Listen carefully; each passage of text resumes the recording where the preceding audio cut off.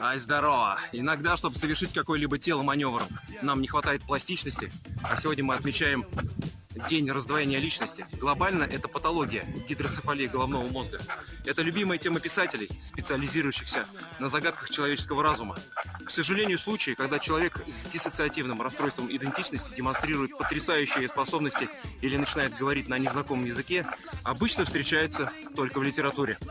В жизни же вторая личность чаще всего дезадаптивна, асоциальна и даже опасна для физического здоровья человека.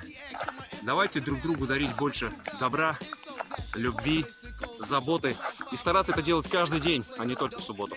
Спасибо! Связь!